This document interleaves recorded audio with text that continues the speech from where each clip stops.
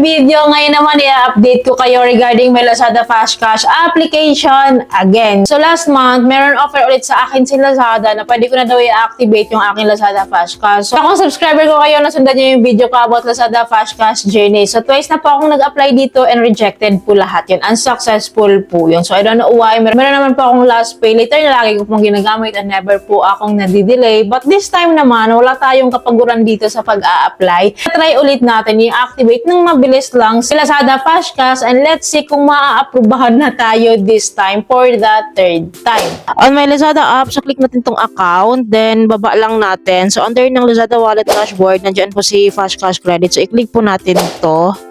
Then ito po yung lalabas. So nakalagay po dito instant withdrawal and payable for up to 12 months, instant loan up to 80,000 pesos. So it doesn't mean na 80,000 pesos kapag na-activate na is yan din yung makukuha natin. So iba-iba ha, depende po yan sa evaluation ni Lazada sa app. So itong 80,000 po na projected amount dito to loan is baka sasabihin nyo is deceiving siya. So hindi po, ito po yung maximum amount na pwede pong i-loan ni Lazada, ipa-loan ni Lazada Fast Cash sa atin. So upon activation, malalaman po natin kung magkano po talaga yung ipapa-loan sa atin ni Lazada Fast Cash. Kasi iba-iba po tayo ng evaluation dito, per individual may vary po. Nakalagay dito sa baba po, no processing fees daw, fast approval and withdrawal, usable anywhere. Tapos 3 steps to apply lang daw, verify phone numbers, can face ID, and submit personal info. Then sa taas po, nakalagay nga po dyan, activate now. But before clicking activate now, click muna po natin tong terms and condition dito sa may baba ng activate now, yung bilog po na yan. Yan, check natin. Then after that, click activate now. Then after this, magsisend po sila sa atin ng code, yung OTP, 6-digit code. So, ayan po siya. Ayan, enter lang din natin. Agad-agad po na enter siya kasi nandiyan lang din naman yung phone number ko. So, after this, i-click lang po natin tong submit.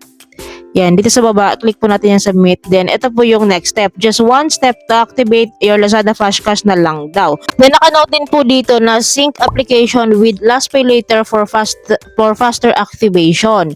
Take a selfie for identity verification and protect your Lazada account. So, napakahalaga po ng role ng last pay later, no? Kaya you need to have a last pay later first activation talaga bago ka ma-offer ng Lazada Fast Cash. So, anyways, click po natin tong take selfie dito sa baba. Yan. So, mag-selfie po tayo. So, bare face po tayo dyan para mas malinaw, diba? So, yan lang po. Take selfie tayo.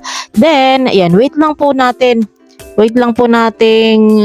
mag-next step. So, we are estimating now. Ayan, wait lang po natin to kasi dito po natin malalaman yung result. So, ayan. So, nakalagay po dito, Lazada Fast Cash application is under review. We got your application. Then, please check back within 24 hours daw. So, exit lang natin to back to home tayo. So, dito po nakalagay si Lazada Fast Cash account. So, kung nakikita nyo po dito, naka-green siya, naka-indicate po dyan na processing po siya. So, balik tayo sa Lazada Wallet Dashboard. Ayan, balik tayo sa account ko. So, kung makikita nyo po dito, naka-processing din siya.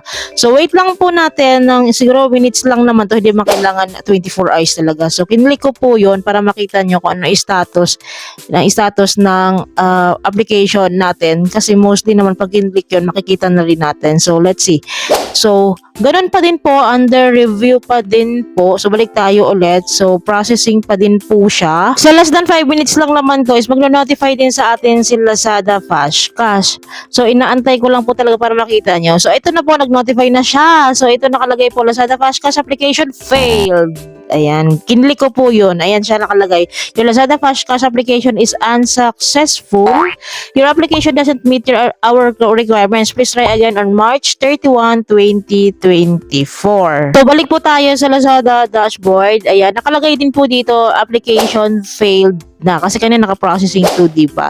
So, failed po tayo again. As usual po, ganun pa din po yung kanilang rejection. Unsuccessful pa din po tayo just like dun sa first two application ko. Ganito rin yung nangyari. So, hindi ko alam kailan nila ako aaprubahan. Siguro nadadamihan na sila sa akin sa loans ko. Outside Lazada app kasi nade-detect po nila yan and madami ka ng loans outside Lazada app. And of course, nagbe-base din talaga sila sa credit score natin. So, I don't know paano sila mag-evaluate. Pero yung last pay later ko naman naman po, after that rejection, after that unsuccessful application dito sa Lazada Flash Cash, is na-notice ko po agad na meron po akong increase. So as you can see po dito sa aking Lazada Wallet dashboard, under the last pay later, meron po siyang arrow increase dyan. So, ibig sabihin po niya, nag-increase po yung aking offer dyan.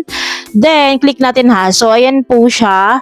Nag-increase po siya. I-view po natin yan mamaya. But anyways, makikita nyo rin dyan si Fast Cash Credit na hindi na po siya nakalagay na activate. View na nakalagay kasi nga hindi pa ako pwede mag-apply. Pero nandyan pa rin siya. So, for now, click natin to si last pay later para makita nyo po yung details ng increase ko dito. So, i-click po natin.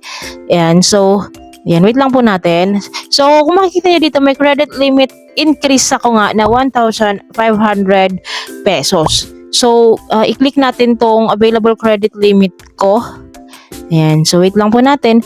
So, ito po, nakalagay din po dito, naka-indicate din po dito yung credit limit increase ko na 1,500 pesos. Kaya meron na po akong total na 4,000 pesos na credit limit sa last pay later. So, na-increasean po ako dito sa last pay later for the first time. Lagi ko naman kayong ina-update na never pa akong na-increasean dito sa last pay later. Ang first offer nila sa akin nung na-activate ko to is 2,500 pesos. So, magtagal din siya ng parang almost a year. Nagulat din po ako after this unsuccessful application nga sa Lazada Flash Cash, na-notice ko, meron akong last pay later increase na 1,500 pesos to make it 4,000 pesos na yung available credit limit ko dito sa last pay later. So, ang saya-saya ako doon, kahit maliit lang yung increase at usad niya dito, at least po may usad at nag-increase po si last pay later ko. Kasi ang kunat niya talaga as in, ang kunat niya para sa akin na mag-increase ha, ang kunat niya mag-offer, hindi ko alam kung bakit, pero masaya na rin ako kasi may usad tayo, na-increasean tayo ng 1,500 pesos. Malay mo soon, ma-increasean pa tayo. It's a good sign kasi na ma-increasean tayo dito sa last pay later. Mostly kasi sa mga na-offeran or na-approve dito sa Lazada Flash Cash is laging na-i-increasean dito sa last pay later. So, dito natin malalaman kung ma-approvehan tayo sa Lazada Flash Cash pag yung last pay later natin is increasing yung offer. Saya-saya ko kasi kahit maliit nga lang yung amount is may usad. And my hope na soon, ma-approve din tayo and makakapag-activate din tayo ng Lazada Flash Cash. Gusto ko talaga kasing itry si Lazada Flash Cash